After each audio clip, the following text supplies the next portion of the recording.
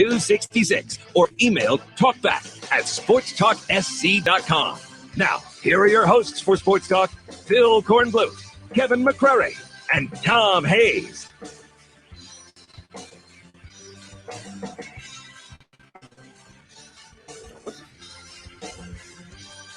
And good evening, everybody. Welcome into Sports Talk, South Carolina Radio Network here on a Friday. We've made it.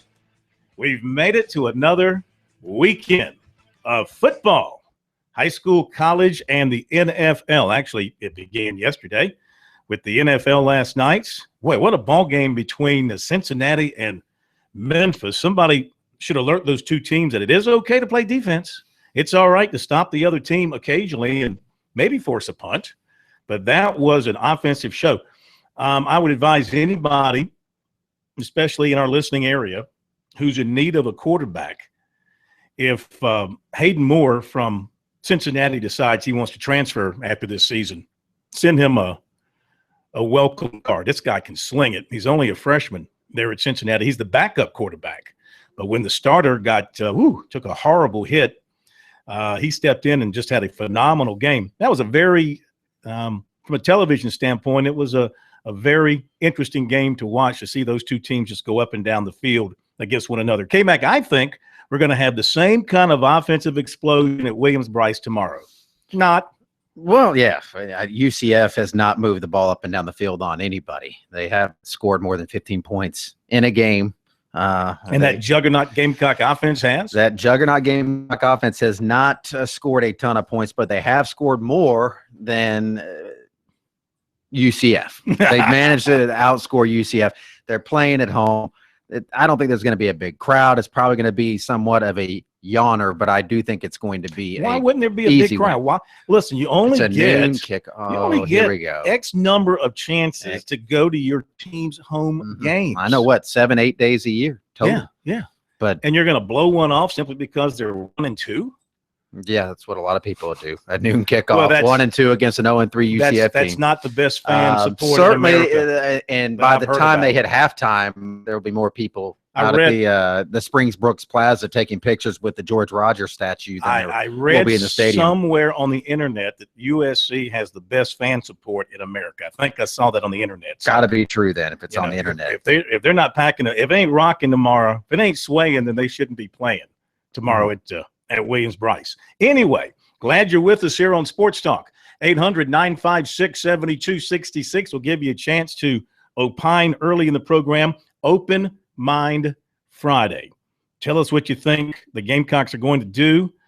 We know Clemson is not going to lose this weekend, but we can start looking ahead to Clemson, Notre Dame a little bit. That's going to be a showcase game in the Valley. There are other games around the state. Of course, big games around the SEC and the ACC we'll talk about. The Governors will be here at the bottom of the hour to give us their picks. We'll give you our picks for the weekend.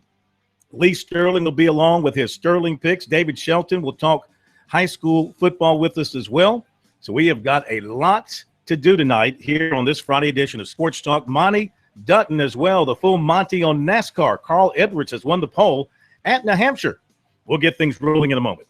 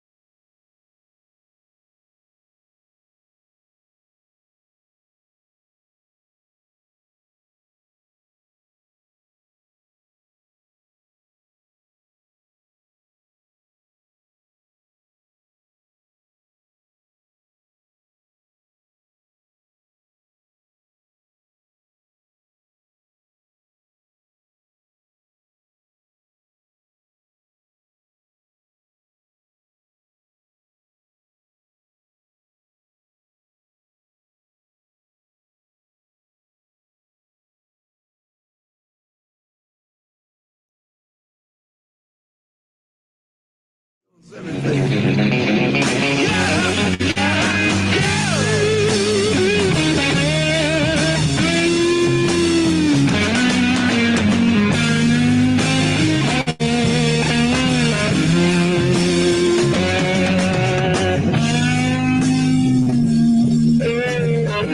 Talk on a Friday night. Thank you for being with us wherever you are dialed in around the states. Maybe you're listening to us in Charleston, heading across the bridge. Maybe you're in Myrtle Beach, walking on the beach. Lucky dog. Maybe you're up in Greenville, Spartanburg, hanging out in the mountains. Maybe in the capital city, stuck in traffic somewhere.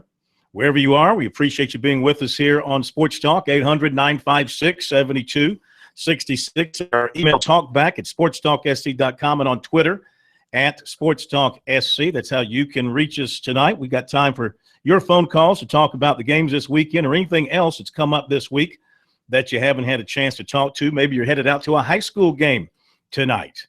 Let us know where you're headed, who you plan to see. David Shelton will be along in a couple of minutes to give us a preview some of the top games around the state. This is the halfway point tonight for a number of teams as far as regular season play is concerned. Boy, the high school season, considering it starts in August, it just flies by. Halfway over? We'll be talking playoffs soon. Well, one more month of the regular season, October, and we start playoffs in early November, so it'll be here before you know it. A couple of things to tell you about. First of all, qualifying at New Hampshire today, and it is Carl Edwards on the pole, 137.980. Kevin Harvick second. Kurt Busch third, Brad Keselowski fourth, and Jimmy Johnson fifth. Then it's Kyle Larson, Denny Hamlin, Joey Logano, Ryan Newman, and Jeff Gordon qualifying 10th today, and Dale Jr. coming in the number 11 spot. This is race 2 of the playoffs in NASCAR. The Tour Championship outside of Atlanta, round 2, Henrik Stenson, 68 today after his 63 yesterday, so he's at 9 under. Jordan Spieth is 6 under. Paul Casey's 5 under. Zach Johnson is 4 under. And 3 under par, Stephen Bowditch, Roy McIlroy. And at 2 under is Justin Rose. And a couple of others, Bubba Watson is 71. He's +1. Dustin Johnson is 72. He's also 1 over par. Bill Haas, 73. He's +5. Kevin Kisner, a 77. He is 13 over for the tournament. As we close out, well, actually with the golf season, they actually start anew in October with the way they changed up their schedule beginning this season. The new season starts in October. Okay. It's like a season that never ends. It's like NASCAR. Yeah, it's like it never, ever NASCAR ends in November, and they start back up in February. It's crazy. It's crazy. The Panthers will not have to face Drew Brees on Sunday, K-Mac. Looks like they have ruled him out.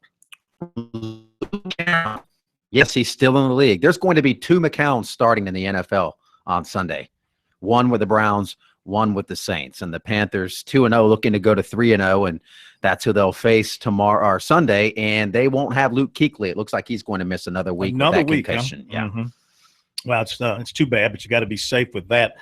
Any update on the Cincinnati quarterback from last night? I haven't seen it today. Boy, he took a vicious hit last night. I mean, I think that he's, in terms of his extremities and everything, he was down on the field for a long time, but I think he's in stable condition, and they think he's going to be okay. When he's okay to play football again remains to be seen. But Gunnar Kiel, who's had a interesting career and committed to Indiana and then to LSU, backed out of the LSU commitment, went to Notre Dame. Les Miles trolled him.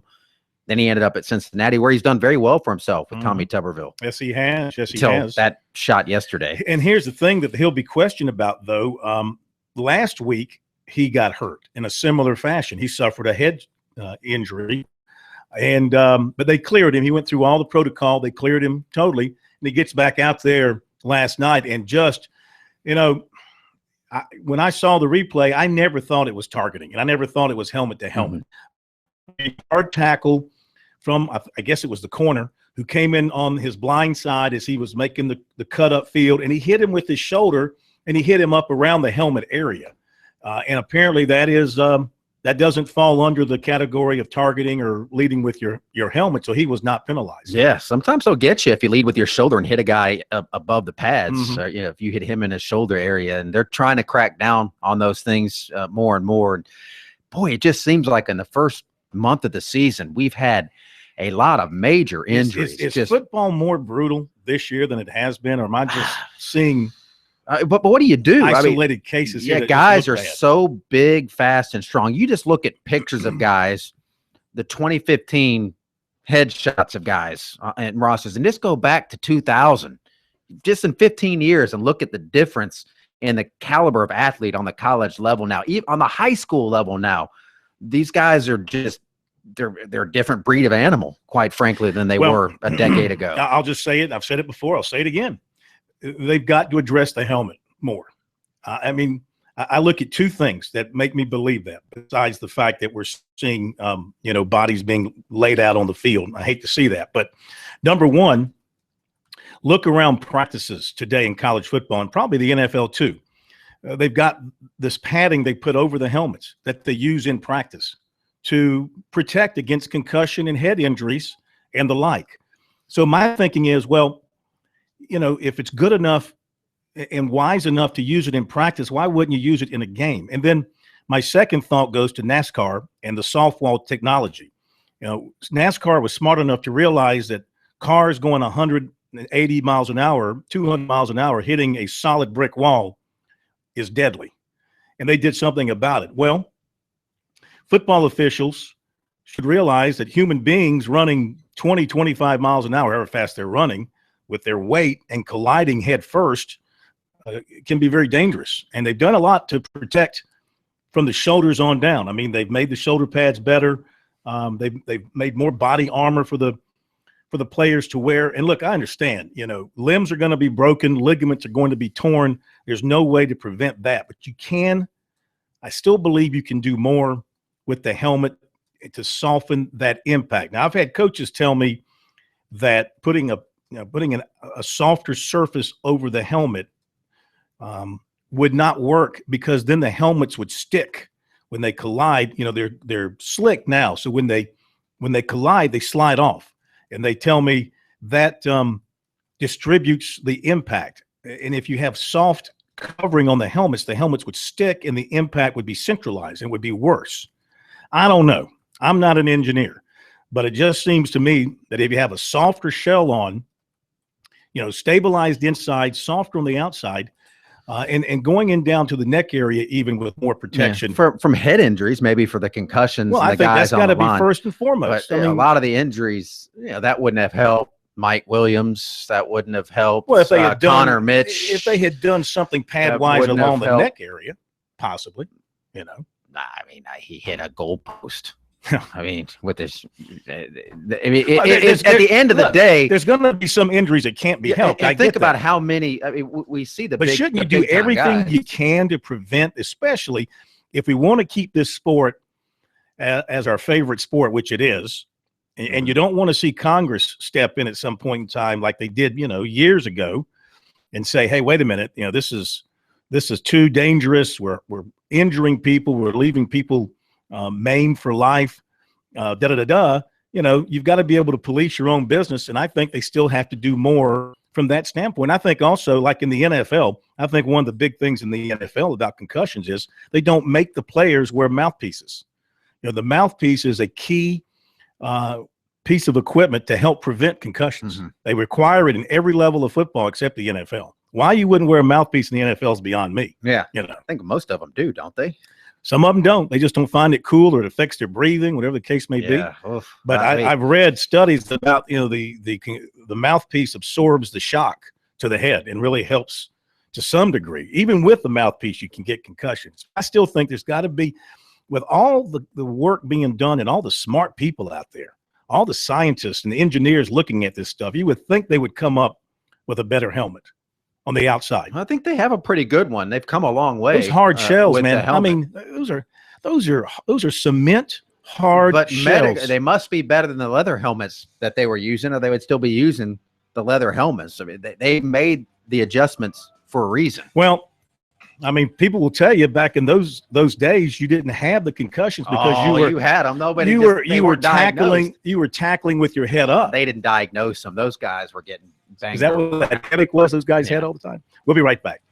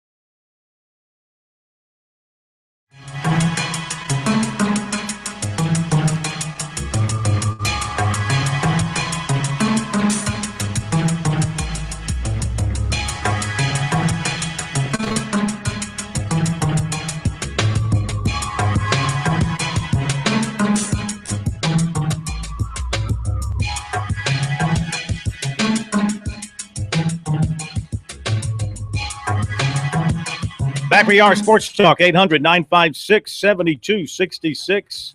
That is our phone number, and we're brought to you by South Carolina soybean farmers and their checkoff. Learn more at scsoybeans.org.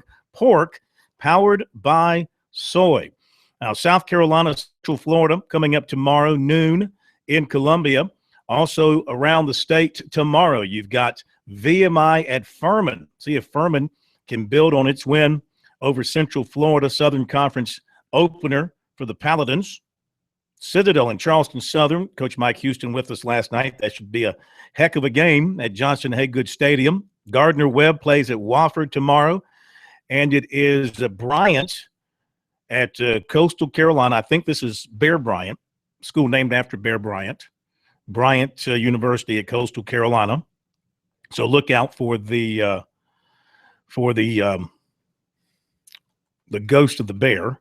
UT Chattanooga at Presbyterian, Tusculum at Newberry, Benedict at Fort Valley, UNC Pembroke at North Greenville, and Lenoir-Rhyne at Limestone. So a lot of teams around the state at home tomorrow. Get out and check out a ball game. Let's jump to your phone calls before the bottom of the hour break, and we go to Billy in Surfside for our first call tonight. Welcome in, Billy. How are you, my friend? Phil, I'm doing well, man. I tell you what, it's off and on, gloomy weather. I'll be glad when it moves on out. Absolutely. Hey, I got a comment and a question for you off the air.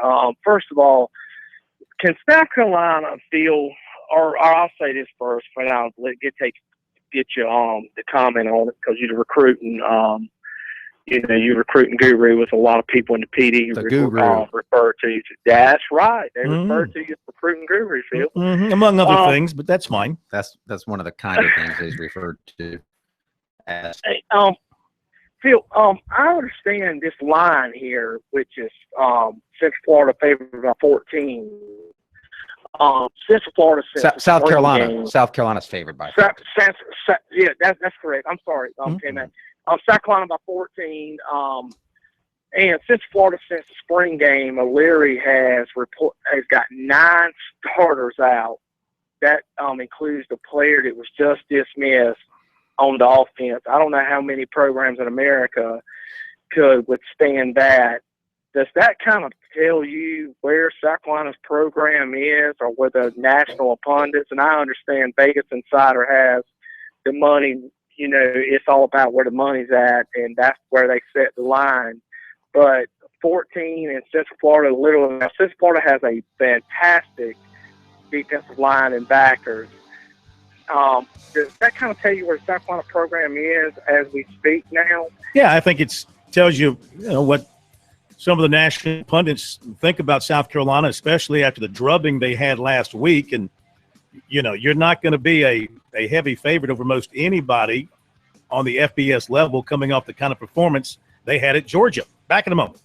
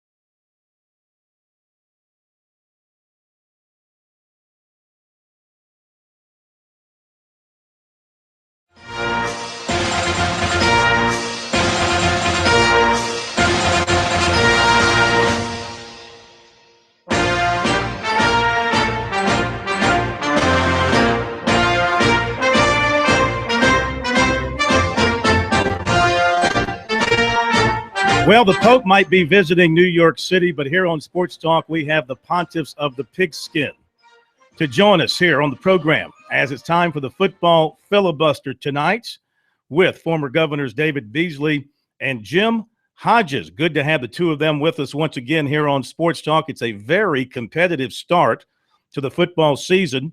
For some reason, Governor Beasley's hanging in there. He must be getting some help on the side here with the picks.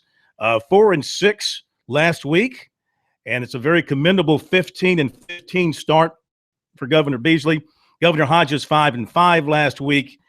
He leads, of course, at 17-13. Governor Beasley, you're in the fight so far. About a month into the season, you're hanging in. Well, hanging in. I'm losing one a week. Clemson's unbelievable.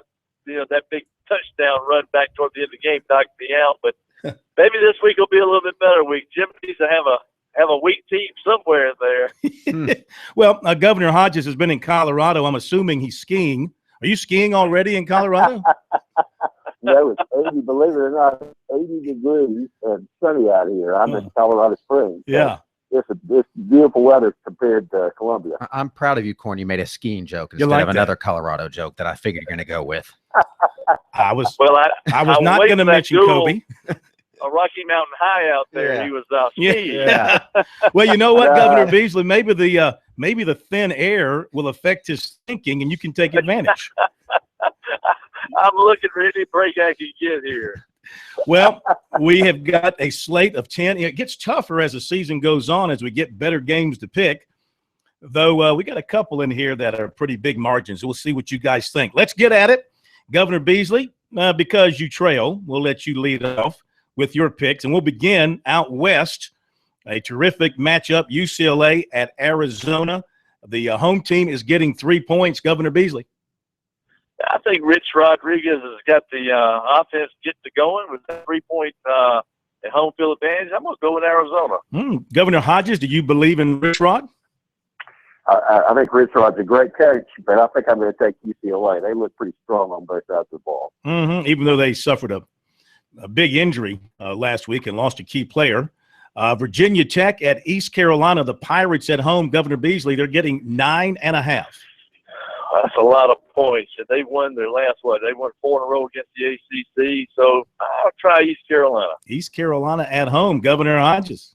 I'm with Governor Beasley. I don't think Virginia Tech can beat anybody by 10 points. Okay. Much less East Carolina on the road.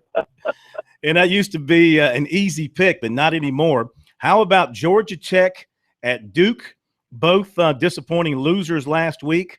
Duke at home getting 7.5. Governor Beasley. I tell you, that's a tough one. Duke has just really been disappointing, but I'm just hoping they'll get a little bit turned around with the home field advantage, and with the points, I'll pick Duke, but I think Tech's will win. Okay, and Governor Hodges? I think Tech's going to win this one pretty easily. After last week, I think Paul Johnson will have that offense revving, so I'll take Tech. All right, very good. To the SEC, Mississippi State at Auburn, and the Tigers are giving up 2.5 points at home. Governor Beasley. I tell you, Auburn just looks terrible right now. And I can't help but think they're going to turn it around, but I just don't get the feel. So I'm going to go with Mississippi State. All right, Governor Hodges. I think I remember about a month ago a first prognosticator named Phil Cornblee saying that Mississippi State was going to win the West. So I think I'm going to pick Auburn.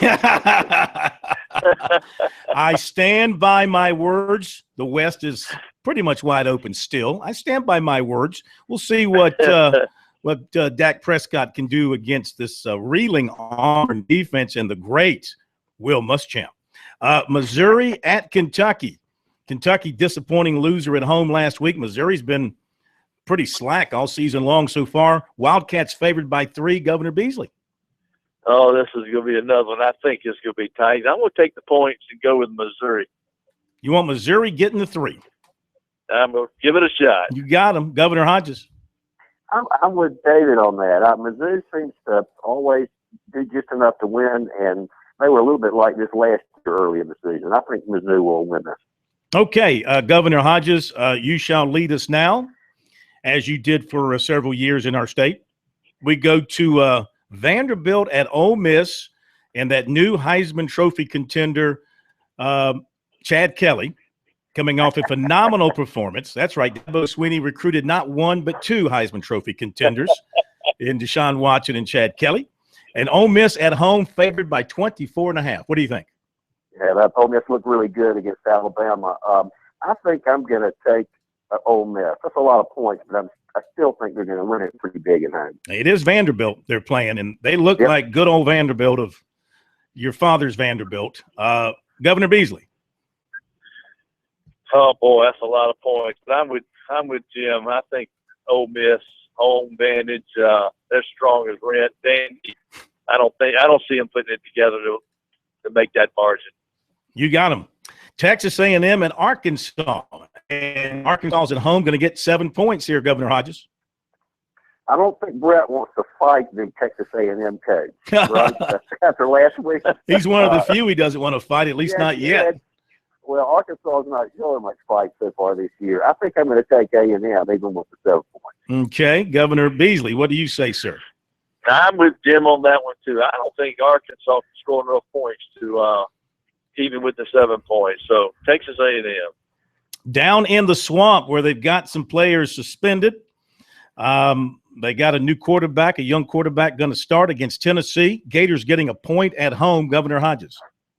Yeah, I think this is a game where we see what the Gators are really made of. And frankly, I don't think it's a whole lot this year. So I'm going to take Tennessee. Tennessee it is. Governor Beasley? Well, I'm the same way with Jim on that one. Florida's won the last 10 against Tennessee, and I think the streak's got to end sometime. But I tell you what, I'm going to go with Tennessee. I will flip it, take that 1 point. I think it's a bad choice, but I got to make up a game somewhere. This might be it. Well, now Governor Hodges took Tennessee too. Oh, okay. Well, all right. I'll go with Florida then. Hey, it's close enough. Close enough. All right, LSU at Syracuse and the Orange at home getting 24.5. Maybe a letdown game here for LSU coming off their big win last weekend. What do you think, Governor Hodges? I think so. Given LSU's history, they'll have every few games, they'll sort of fall asleep. And this one's early in the day. It's on the road at Syracuse. 24.5 is an awful lot of points. I'll take Syracuse in points. You got him, Governor Beasley. Yeah, I'm going to go with LSU. You got the best player. I'm going to give it a shot.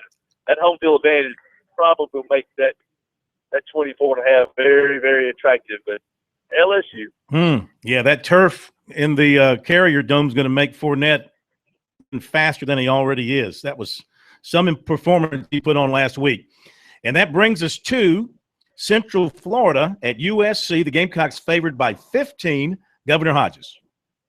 You know, I haven't seen us play 3 games now. It's just hard to believe we could beat anybody by 15 unless we improve dramatically. I think we're going to win it handily, but it's hard not to take Central Florida and the points in this game. That's what I'm going to do. You got him, Governor Beasley. I tell you what, Central Florida is the worst-rated offense in America probably. Gamecocks all the way. So you think they'll win by more than 15? Well, they haven't proved me right yet this season. I hope this will be the one. All right, very good. And a chance for amendments here. Governor Beasley, would you like to amend anything? I'm good to go. Good to go. Governor Hodges. Same here. Look forward to the weekend's games. Well, listen, have a great weekend, Governor Hodges. You stay off those slopes. Don't break a leg or anything, even though it is 80 degrees. I'm sure you can find a place to ski up there even at 80 degrees. They got man-made snow somewhere. Far north of here. Far north. Listen, we appreciate it. You guys have a great weekend. We'll talk to you next Friday. You bet. Talk to you later. All right, so take care. Governor Beasley, Governor Hodges. We thank them for their participation here on Sports Talk. Again, Governor Hodges, 17 out of 30 for him so far. Governor Beasley's right there. He's only 2 games back.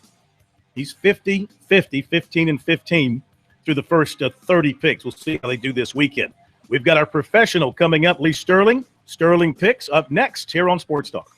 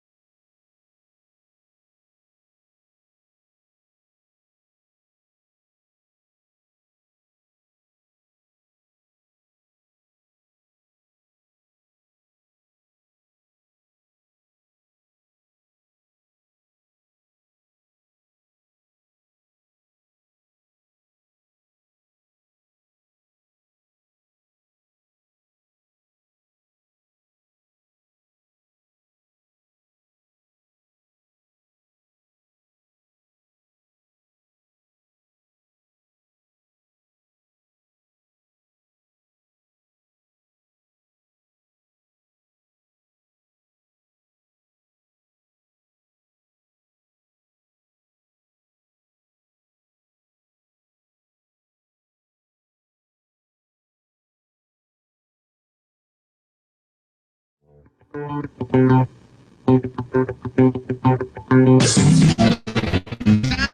your money where your mouth is. Put them in the field, let them fight it out. He's a hustler. If you don't got eggs, you won't be getting no sticks. And if you don't got money, you won't scoop a honey. If you don't got cash, you won't be getting no. He's a gambler. Bet the house on the young and then we got paid. Show them the next item up for bid. And it's time for our Sterling picks tonight here on Sports Talk, starring Lee Sterling of Paramount Sports. We welcome Lee into the program. All right, you got a little spanking back-to-back weeks here on the show. 1 and 3 this past week. It's what we like to call bounce-back time. If Miami loses, I'm in attendance last week. I may not even have showed this week. Yeah, I imagine. That was they almost let one slip away, didn't they? It was scary. Yeah. I mean, Al Golden, I think if he lost that game, if I'm the athletic director, I don't even let him get on the bus to go back to the campus. So really, yeah. Put it this way: there was, I think, I counted 4 signs being dragged by planes around. The best one was "Fire Al Golden. These signs are expensive." Yeah. But the over/under probably would have been 20 signs flown the next game if they lose that game. How about that? How about that? So they're that upset. I mean, I didn't think enough people here, cared. Yeah, they're undefeated. I didn't think enough people cared down at Miami. Oh, they care about winning. I mean, yeah. If they start winning again, you'll see sellout crowds. But the bottom line is a tough crowd. Yeah. Oh, absolutely. Yeah, that was a brutal game from a spread standpoint last week. Oh, I give it out to my clients, and you're up 23 points with 11 minutes to go in the game. I mean, a lot of things have to happen, and they all happen. So if I'm Clemson, I'm feeling pretty good right now facing Miami team that's very fragile. Yeah. Let's go to your picks for this week. Again, looking to bounce back from last week. I feel confident that you will. Let's begin in the Swamp.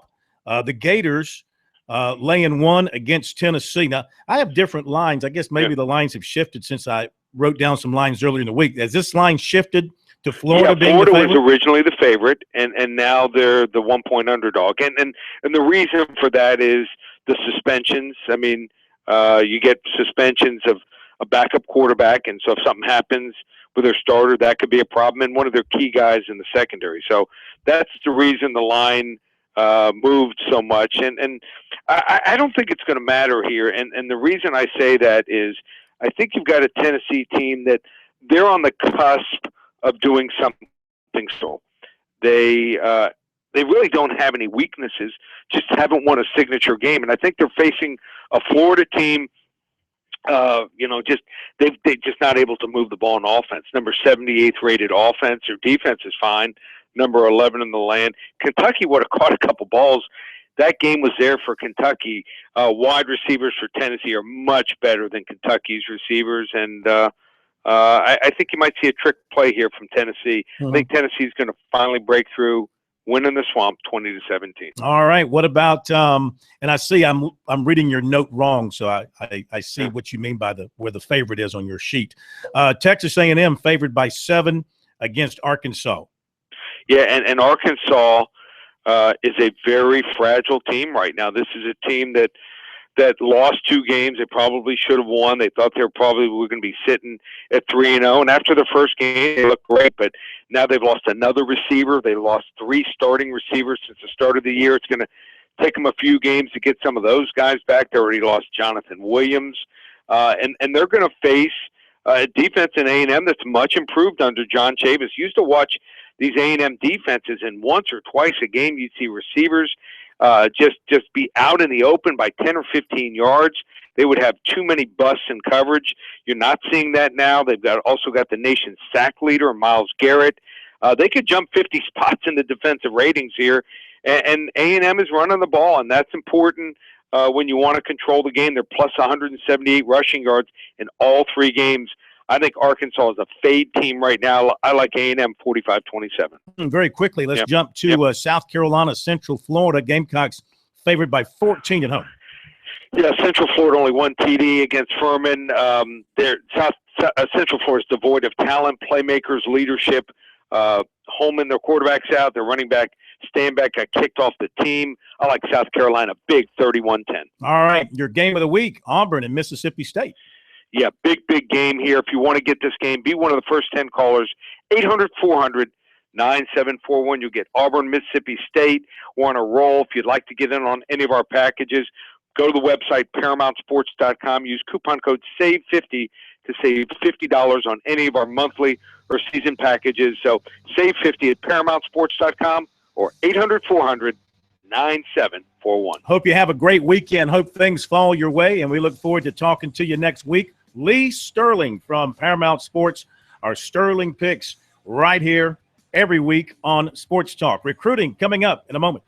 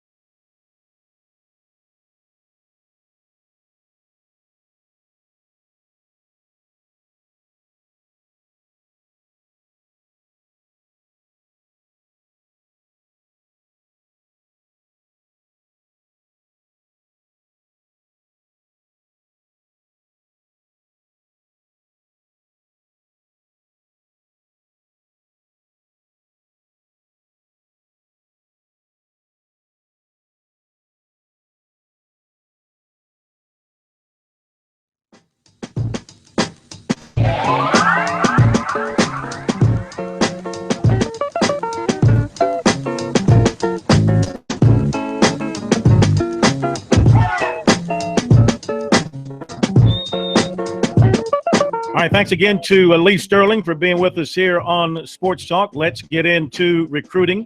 Brought to you by Future Scholar, South Carolina's 529 college savings plan. Back to school time, a great time to invest in a loved one's college education. Visit futurescholar.com for more information. A lot of information on the recruiting front tonight. Defensive end Tony Clayton from Vienna, Georgia, one of the nation's top prospects at his position. And most of the summer and through this season, he's had Clemson, Florida, Auburn, Tennessee, and Florida State at the top of his list. But according to his coach, Clemson no longer is recruiting Clayton, and USC has come on to show a lot of interest in recent weeks. His coach, Jimmy Hughes, told us that Clemson had been recruiting him hard until they got some commitments. And once they reached their number, they had to move on. He said Clemson told them that, and they appreciate the fact that Clemson was up front with them. Clayton visited Clemson in mid-June, and that visit put Clemson high up on his list. But Xavier Kelly committed a little over a month later, and that apparently gave the Tigers the one defensive end they plan to take in this class. Meantime, USC recruiter Deke Adams was at his game last Friday night, and according to Hughes, the Gamecocks are very interested in Clayton, who's a talented pass rusher. He said South Carolina's recruiting him real hard, and he said, I would think South Carolina has a decent shot. Clayton plans to be at Florida tomorrow. He got his Under Armour All-American jersey this morning. Clemson has offered defensive back Miles Dorn, 6'2", 200 of Charlotte. He's a safety, the son of former North Carolina and NFL player Torrin Dorn. His older brother, also named Torrin, is a basketball player at NC State. He also has offers from Boston College, Duke, Louisville, Michigan State, North Carolina, NC State, Tennessee. He said the Clemson offer from recruiters Danny Pierman and Mike Reed rolled in on Tuesday. He said they like his versatility, athleticism, ball skills, and physicality. He's not been to any games this season, but he's taken an official to West Virginia this weekend, one to NC State the following weekend. He's looking at Clemson, Tennessee, Michigan State, and North Carolina for other officials. Wide receiver Kelvin Harmon of Palmyra, New Jersey, makes his official to USC this weekend. He and his dad will be leaving tonight for Columbia. He's been to USC a couple of times before. This time he says he wants to see the academic side of things. He still has NC State, Rutgers, North Carolina, West Virginia, and Temple on his list. NC State, his only other official, he announces at his school October 1st. Two other officials of note this weekend: Clemson targets linebacker Rashawn Smith to Oregon, defensive back Tony Butler to Arizona State. 2018 athlete Darion Kendrick of South Point was offered Thursday by Tennessee. And USC today offered an offensive lineman in the 2017 class, Corey Durden, from Newberry, Florida. 6'10" basketball center Sadiq Keita of Philadelphia visits USC officially this weekend. Seventh Woods is going to North Carolina this weekend. And Devontae Shuler, unofficially, will be at USC this weekend. Top of the hour break. We'll be back.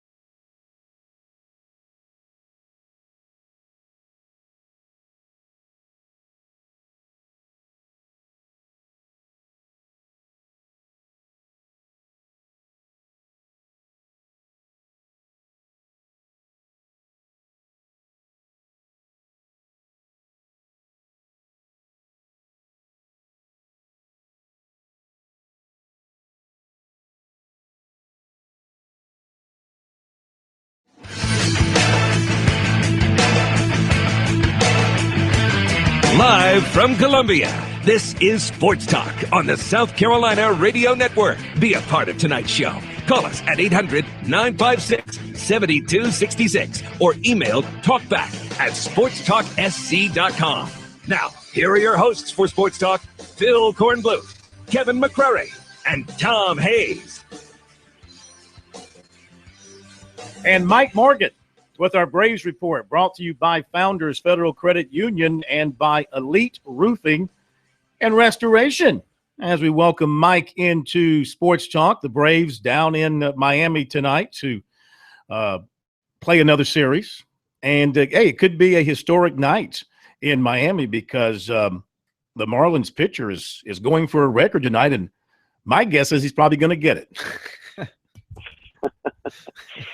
Well, on the Braves front, nothing historical about it. You know, again, we're single-digit games left, and sometimes you look at this lineup and you really ask yourself, what happened to this team that 2 years ago everybody thought was going to be in the World Series? Markakis, Castro, Freeman, we know he's the future. He's going to be the centerpiece of the Braves for quite some time. Przinsky's actually been a pleasant surprise. Simmons has been a disappointment. Maybe they got up the scrap heap, and Oliveira, they're hoping will be the next star. And then Michael Bourne, who is Michael Bourne. He's fine, but is not a difference maker. And then Weber, the pitcher tonight, another 25-year or younger guy. So, like I said yesterday, Braves Marlins. This is not exactly a must-see series, but again, the Braves are trying to finish up strong, trying to hang their heads high going into an off season, which. Well, I think will be one of the most important ones that Atlanta's had in about 20 years, quite frankly, because I think everybody wants to know just what direction can we expect the Braves to be going in 2016. Have you seen enough from these young guys with a week to go in the season, more or less, to give reason for optimism going into next season? It's $1 million question, and I don't have $1 million answer. I don't think you've seen enough of let's start with Oliveira because he's he's kind of the focal point. That's the biggest guy they got in terms of everyday players. He shows signs. He hit a home run the other night on a ball that was tailing away. Looked like it might have even been off the plate, and he blasted it. And you see some of that just unlimited power when he connects. But the question will be again, how often will he connect? Will he be a consistent hitter? Next year he'll be 31 years of age and he'll be playing his first full year of Major League Baseball. So I think the jury is still out on him. So many young pitchers. I have to think at least a couple of those guys are going to pan out, whether it's Fultonevich, whether it's Whistler. There's going to be at least 2 or 3 of those guys, Banuelos, that are going to be good, and the other ones will not work out. But that's kind of how they're approaching it. We're gonna put a bunch of guys out there, almost like a tryout of sorts. If a couple of them work out, then you combine them with Tehran, who will hopefully get his act back together next year. And I think Shelby Miller is going to be a stud for years to come. All right, Mike. I think you've got Louisiana Tech this weekend. The Fighting Skip Holtzes, fresh off a triple overtime loss to Kansas State. We'll see if they can bounce back tomorrow. Hey, enjoy your broadcast. We'll try to catch you at some point in time tomorrow, and we'll talk to you on Monday night. Mike Morgan, our Braves Report here on Sports Talk.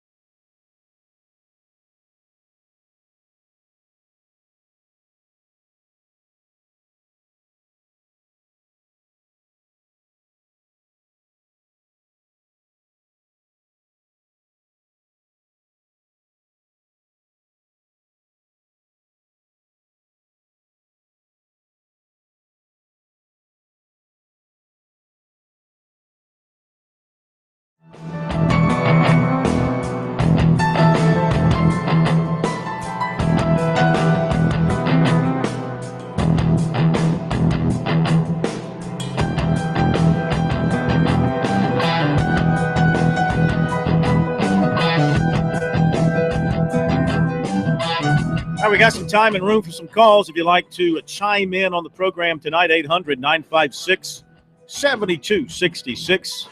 Who do you think's right? Me saying the Gamecocks will win but won't cover. K-Mac saying the Gamecocks will win but will cover. 800-956-7266. There's an ACC game tonight as well. Virginia against Boise State in Charlottesville, kicking off at 8 o'clock. High school football all across the state tonight. Don't forget, we'll have the high school scoreboard for you tonight at 10, 10:30, and 11 o'clock. We'll give you more scores in 5 minutes than most any other show gives you in 2 hours, as we're joined by David Shelton on those shows from the High School Sports Report. And he joins us right now to give us a preview of some of the top games in the state, many of which will be kicking off in about 15 minutes. Hello, David. Hey, Phil. How's it going? And just started off, Carolina will cover plus double. Well, I don't even know what the spread is. Yeah, you don't care. They're going to cover it. They're going to put a hurt. They're going to put a hurting on you. Spread's 35. The spread's 35? No, 16 or 15 or 14, somewhere in there. Oh my God, yeah, they're going to cover. Really? They're going to win by 30. With this offense, it has not showed. With a freshman quarterback, a freshman center, a walk-on wide receiver, a freshman wide receiver. Mr. Bailey does not look like a freshman, first of all. That's a big boy. They're not playing Georgia. Mm-hmm. No. Yeah, this is true. This is true. All right, let's get to something you really know something about, and that's that's high school football. Halfway in the season now for some teams as of tonight. Which games do you really like tonight? You know, it's I was looking over the schedule today, and there wasn't a whole heck of a lot of games that you know will excite people. I think there's a couple. Hillcrest and Greenwood, which is a Region 1 4A game. Greenwood's played a brutal schedule. They're 1-3, and they haven't looked good in their losses. And Hillcrest is obviously the team that everybody picks to win that region, maybe West Side. But that's a big region game. Another game, maybe not so much for most people, but, Lexington's opening their new stadium tonight, and Carolina Forest is not your daddy's Carolina Forest. This is a very competitive team. They're coming off a win over Myrtle Beach. They can play. They're not the 1-9 and the 0-11 that they were a couple years ago. That'll be an entertaining game. That'll be two pretty good football teams that really are kind of flying under the radar right now. And then, was tonight, but now it's tomorrow. But it's always fun when Marlboro County and Dillon hook up, and they moved it to tomorrow night because I guess the weather up there that came through. And with Carolina playing at noon and Clemson not even playing tomorrow, I think 6 o'clock tomorrow night there'll be a bunch of people at that game anyway. But there are going to be a lot more. That'll be a big test for Dillon. Really, the only one, if they get by that, I don't see them losing. I see them going 15-0, extending their winning streak. But Marlboro County is a team that has beaten Dillon when Dillon's been really good. So that's just that rivalry thing. What'd you think of Ridgeview's win last night at South Florence? That was pretty impressive. I tell you, Ridgeview, Perry Parks is making an early case for Coach of the Year because I don't think people realize what he inherited, and I'm not trying to knock the former coach or anything, but they were not a very competitive football program, and this year they have beaten South Florence and beaten Goose Creek, and I bet if you'd have talked about that in August, looking on their schedule, saying they'll probably win those two, I don't think there's anybody that would have picked that. They're really good on defense. South Florence was rolling up 400, 500, 600 yards a game. And I think they scored 2 touchdowns. I think it was 14. Yeah. So, that's obviously a vast improvement. So, kudos to them. And Perry's doing a good job. And Ridgeview's had athletes, and they've been fairly competitive in the past, but they just went through a really bad stretch. But looks like Coach Parks has got them, going in the right direction. And winning games like that will do wonders for their confidence. And I think they're going to be a pretty interesting team to watch once you get into region play. All right, now another interesting game tonight, Dutch Fork at Sumter. Mark Barnes came from North Carolina. He's won 4 in a row at Sumter, so the Gamecocks are back relevant. Dutch Fork has gotten things straightened out. They're 2-2. And before we talk about that game, Tom Knotts, of course, longtime successful coach in North Carolina, taking on another successful coach from North Carolina. Last week, Stephen Davis Jr. goes down with the knee injury against Dorman. And Tom Knotts is outspoken, saying that the tackle on Stephen Davis Jr. in so many words was a cheap shot. And, the tackle should not have occurred that way. I haven't seen the video. I don't know what happened. I'm just going by what he said. Dave Gutshaw, a former North Carolina coach, coaching at Dorman for a lot of years. You hear any blowback from up Dorman way towards the comments that Tom Knotts made? I haven't heard that Gutshaw has said anything, and I think maybe he's just going to let it go, and maybe he should. I did hear saw tweets and stuff where this particular player had tried to take somebody else out during one of their games earlier this year or something, and that's where you got to be careful what you read on social media. But sure. I've been trying to find a clip where I could see the hit, and it's just not, you can find everything else on Huddle, but when you find something controversial, you can't ever locate it. So, Tom Knotts, speaks his mind, and I don't think he would have said it was a cheap shot if he didn't think it was a cheap shot. So, I hope it wasn't, and only the young man who made the tackle knows. And, I hate it for Steven because, I was really looking forward to seeing him be a full-time running back, and just, I know he kind of fought that throughout his career because he didn't want to be compared to his dad. But, man, a guy named Stephen Davis toting the football is especially if it had been against Sumter, because he made mincemeat of Sumter in the championship game that year. Yes, he did. Yes, he did. I mean, I still have a picture of him with his foot implanted in Peter Ford's chest as he was running over him. It was either Peter or Andy, the twins. I can't remember which one it was. But, it doesn't matter. It's a great picture, but I hate it for the young man because Shrine Bowl and all that other stuff. I don't know if you knew this, but Norman Hand Jr. at Colleton County broke his ankle, and he's out for the rest of the season. So he's another Shrine Bowl, probably would have made the Shrine Bowl, and he's out. So, a lot of injuries to some really good players. I hate to see it. Yeah, I hate to see that as well. What about the game, Dutch Fork and Sumter, and what has Coach Barnes done to get the Gamecocks back to they've won 4 out of 5 and made them a contender again? Yeah, well, first off, that guy can coach, and it seems like every guy that comes from North Carolina after he, serves his time and, gets his retirement or whatever, they come down here and they win. The guy can coach, for one thing. 2, Sumter's always had athletes. They've had some coaching turnover, with Reggie left and then Jones left after 1 year to go to Darlington. So they've had athletes. They never have ever lacked for athletes. So I think what you see is a coach who has earned the respect of his players. The system, they believe in the system. They're already very competitive kids at Sumter, so they just needed that right direction.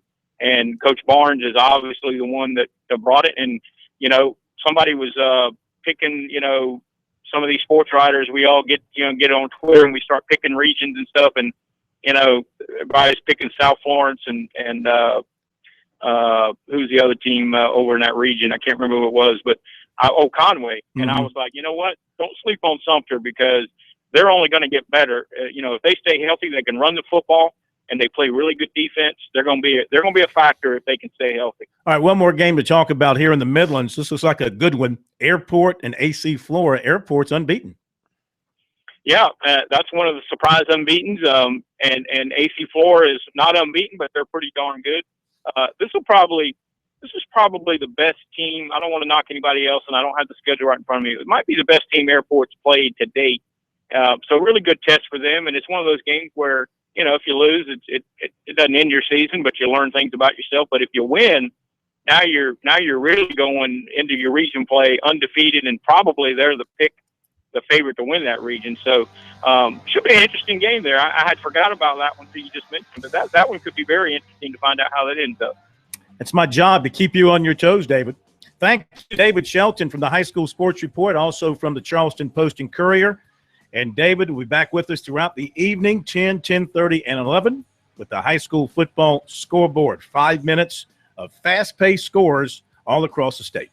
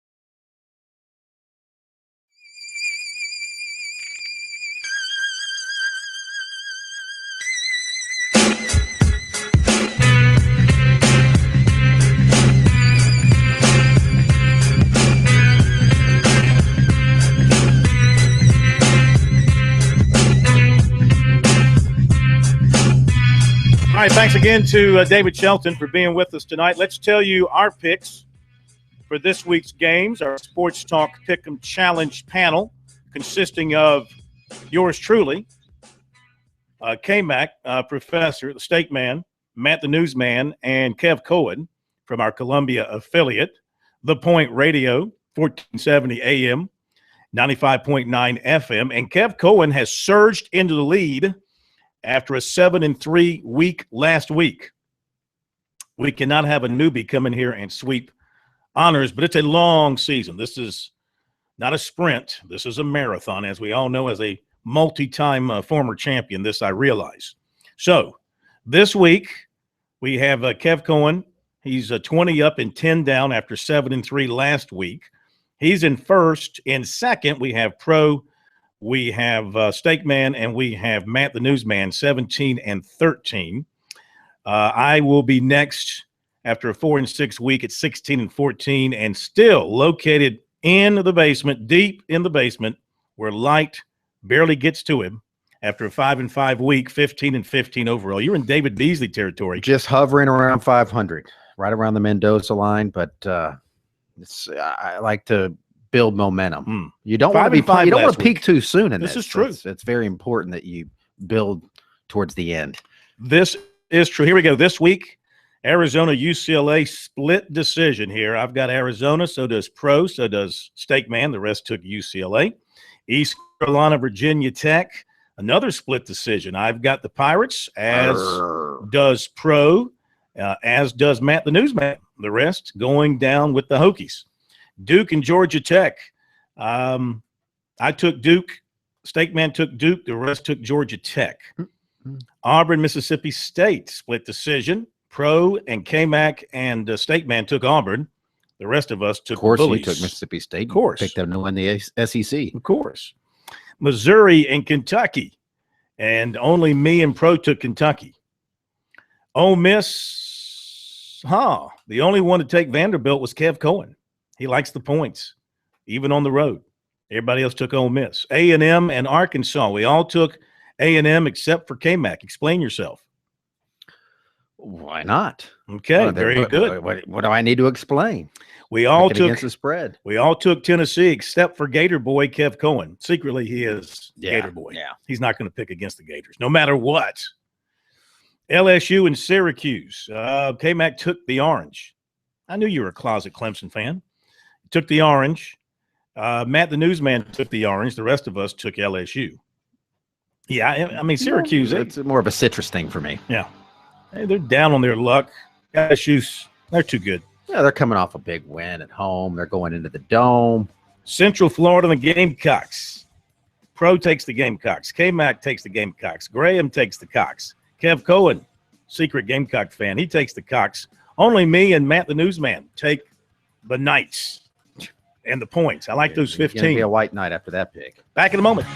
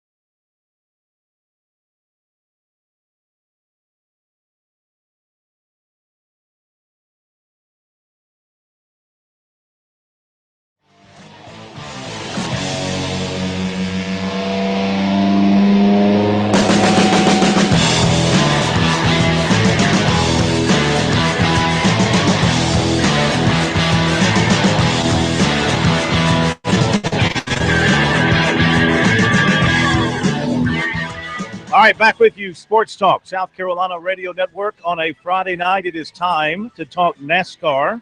Our full Monty on NASCAR. We welcome in Monty Dutton of MontyDutton.com fame, the man that knows all, tells all, with us here on Sports Talk every Friday night.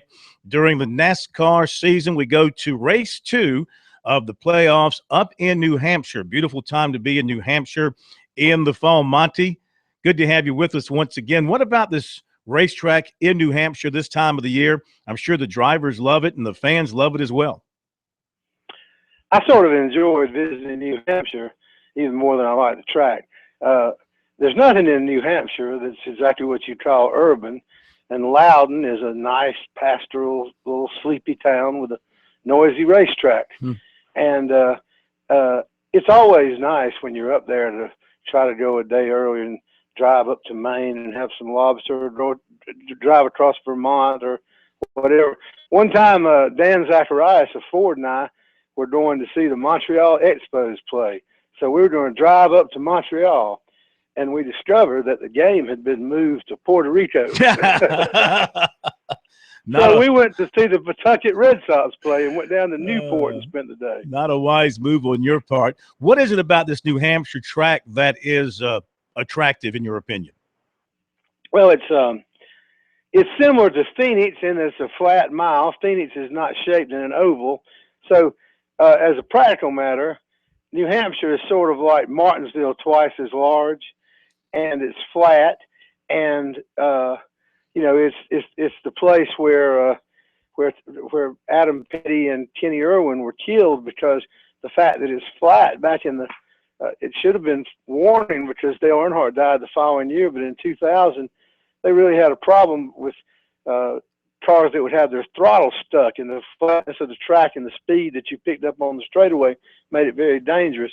But it's it's kind of like a larger version of the short tracks that people go to every week, because it's flat and not high banked. It's a good race. It's not a great race, but it's a pretty good race. Are the drivers able to stay on the throttle through the turns pretty much at this particular track, or because it's flat and not banked, they have to get off the gas? No, New Hampshire is very hard on brakes, and it's the type of track that you let off the gas a long way before you get the turn, and then you hit the brake and set the car, and then get back in the throttle coming off the turns. It's not at all. It's a place that requires a great deal of touch and subtlety by a driver. They say that the best drivers at a place like New Hampshire are the ones who could put an edge underneath the throttle and not break it. Well, qualifying this afternoon, and Carl Edwards will be on the pole. So the strength of the Gibbs team continues to shine through. I mean, does anybody have anything for that team here in the postseason? Well, it's not. There have been some recent races where there's just been a line of Gibbs Toyotas in qualifying. It's more balanced after the pole because they're fast, but I mean, Kurt Busch, Kevin Harvick and Kurt Busch and Jimmy Johnson are pretty strong. So I don't think that if you buy the fact that the advantage the Toyotas have is that their engines are a little stronger, New Hampshire is not a type place where you can capitalize on that. So this is probably a good opportunity for someone else to win. But by the same token, the drivers that Gibbs has, Edwards, Harvick in the Chevrolet has only won once there. He needs to win, and he's only won once in 58 races at the next two tracks. But all of the Gibbs drivers are very capable of winning at this track, probably particularly Kyle Busch. Did Jimmy Johnson and Harvick get together today and kind of kiss and make up over what happened last weekend? I think that there's a need for that because since Stewart-Haas Racing gets its cars and engines from Hendrick, I would say that they need to get along, because if I were Harvick, I would be worried if I might get the engine from a rusted out Chevette this week. What'd you think of last week's race? I thought that it was, I think it would have been better if they used the rules they used late in the season that we'll see next year. I didn't think it was a great race, but it had a lot of had a lot of dramatic things because, you know, Harvick was probably, as I've said in this format, almost anybody can win, but Harvick had the attributes that you expect to do well, and he won the thing last year. So the fact that he was the guy who was the big loser in the first race is sort of a shocker. So it was yet another one of those things I've often talked about, the fact sometimes you have great races and sometimes you have great stories. So that race provided things to write about. Yes, it did. And, you know, we're off and running now in the chase. And, you know, it looks like it could be quite entertaining as we go through the remaining 9 events. Again, the Gibbs team looks so strong right now, but you can't discount Hendrick's team and any of those drivers. And, you know, for a while last weekend, it looked like Jeff Gordon might rise up and get that first win of the season. And I think if that had happened, it would have really set everybody on their ear here in the postseason. But I think the pit stops got in the way, and he faded there in the last laps. But do you see somebody from Hendrick or somebody from some other team being able to step up and maybe shake things up as far as the Gibbs team is concerned?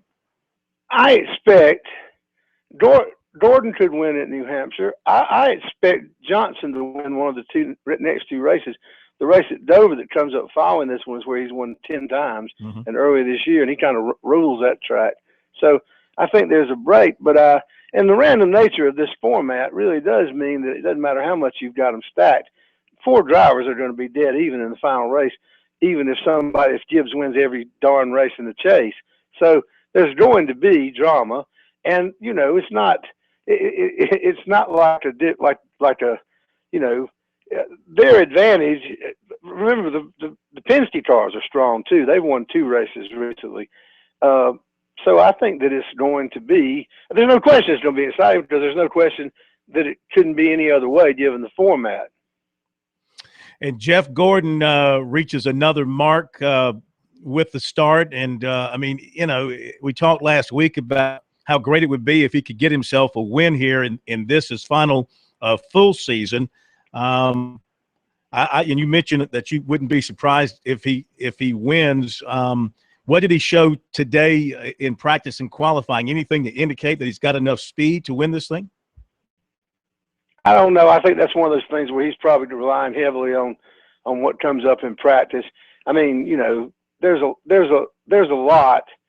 I mean, when they qualify, they're not on a race setup, so there's a lot of people scramble. But I don't think it doesn't look like he's going to be one of the favorites right now. I think that Gordon last week had a great opportunity to win, and he really, with 5 laps to go, he dropped all the way to 14th place. In fact, if Kevin Harvick makes the next round of the chase and doesn't win one of these 2 races, the guy his target is Gordon, because he's 22 points behind Gordon with 2 races to go. That it's not likely that Harvick could compile enough points to catch him on points, but it could happen. Gordon really, just by virtue, it's odd. Well, he didn't have fresh tires at the end, but the guy who won the race didn't have fresh tires either.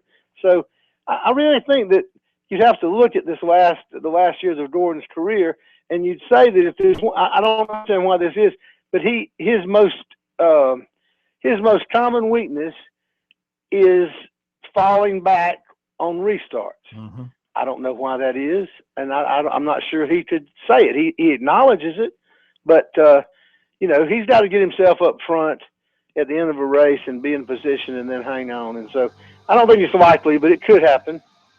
Monty, as always, we appreciate your thoughts. The full Monty on NASCAR every Friday night here on Sports Talk. You can read more of Monty's NASCAR insights and insights on other subjects on his blog, MontyDutton.com. And we'll be back. More Sports Talk coming up.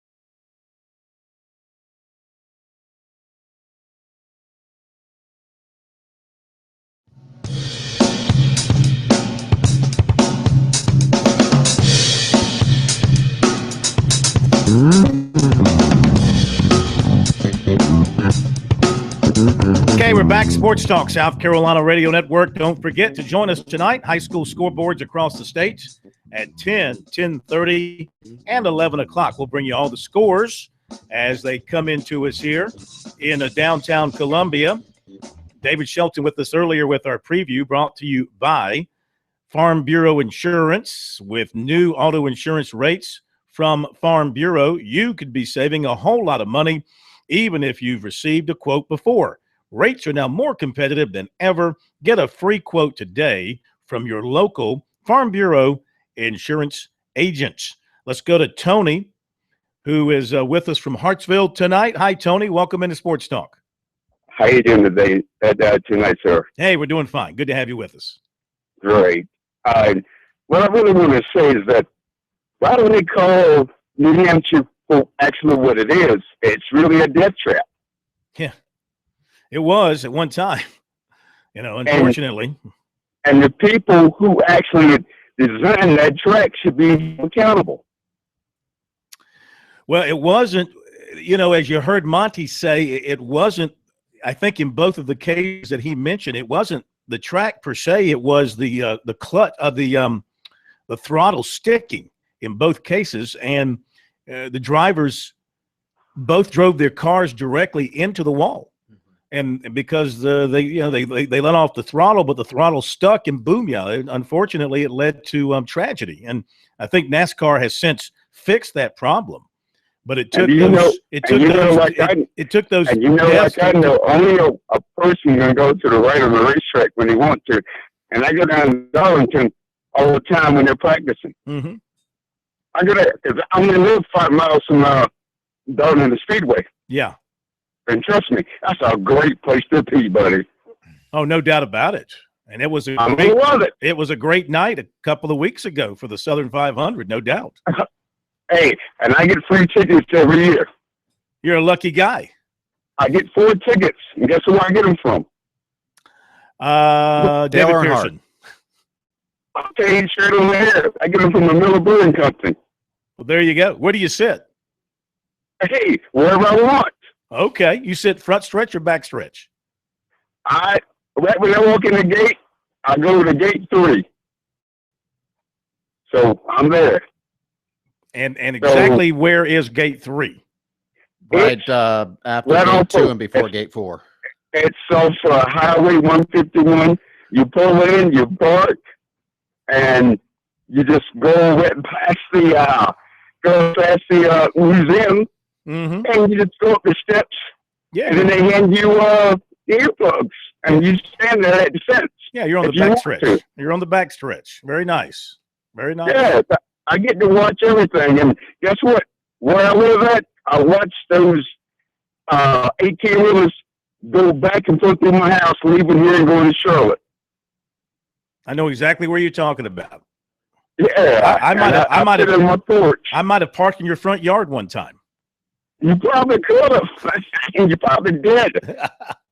Well, listen, thanks for the phone call. We appreciate it very much. And yeah, New Hampshire was a dangerous place there for a while. And but again, I don't know if it was so much the track as it was the fact they had those throttles sticking, and it was a mechanical thing. But putting up the soft walls certainly have helped. And now those drivers who do turn right into the walls, with everything else that they've done to improve the safety of the cockpit, the soft wall technology, it's got to be a real freak thing. As long as a car is on its chassis, on its wheels, not turned upside down or spinning through the air, I mean, a driver's got a great chance to avoid a big hit like that without suffering any severe injuries.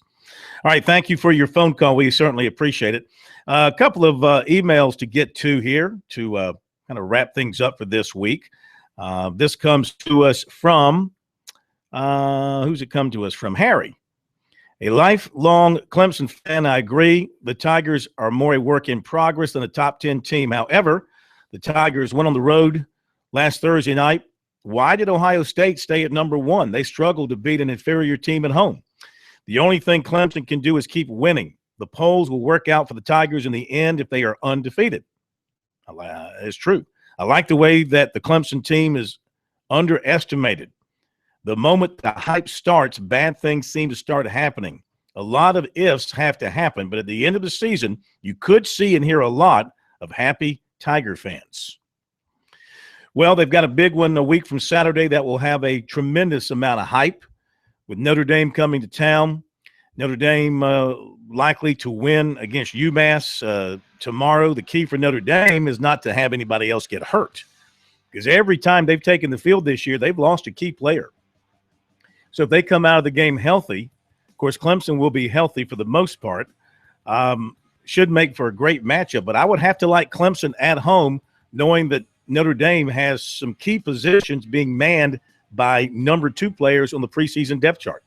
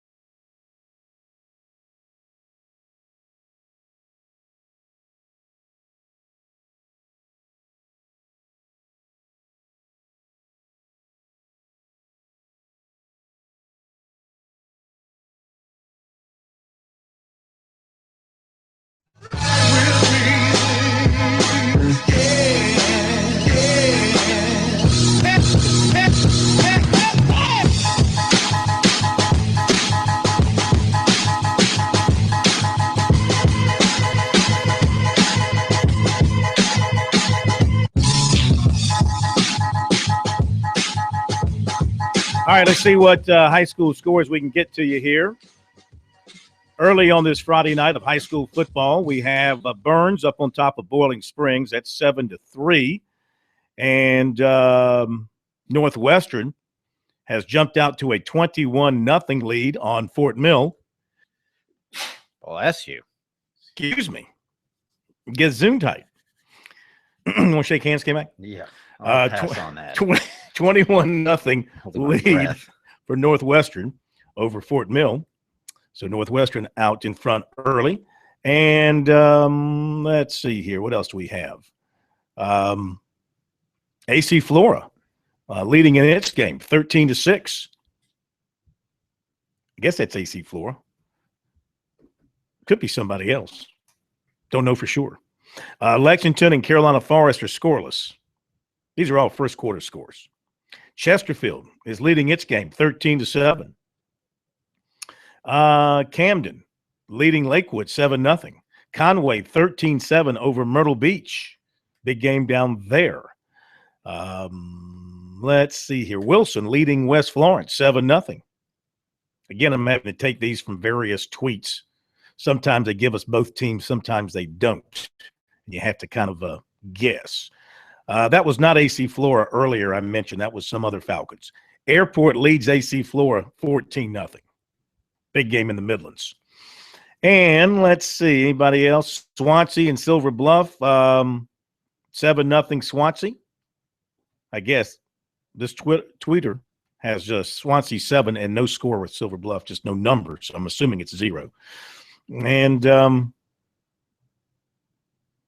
White Knoll leading Lugoff Elgin 7-0. So there you go. There's some scores for tonight to whet your appetite. Lakeview leading Aner 14-0. Don't forget the high school scoreboard tonight at 10, 10:30, and 11. And we'll pass along scores in progress. Usually around at 10 o'clock, we have a lot of in-progress scores. By 10:30, most have gone final. By 11, almost everything is final.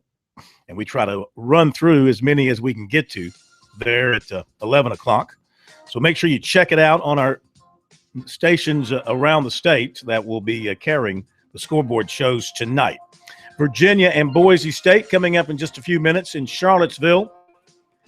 The ACC, are they going the way of Conference USA and all these mid-major teams by allowing these or scheduling these Friday night games? I really can't believe the coaches and the schools like that. Does the ACC really have to hone in on Friday nights to get exposure for their football programs? I don't think so. I mean, I don't like it. I guarantee you one thing. Guarantee you Clemson will never play a Friday night home football game. They just will not do that. Yeah, I wouldn't imagine that. Well, yeah. I don't. They might play a road one. Who would have thought Florida State would have played a road Friday night football game? Well, they did last week at BC. That's true. They had to. I don't think Clemson ESPN will do says it. Jump. Yeah. All right, have a great weekend. See you later.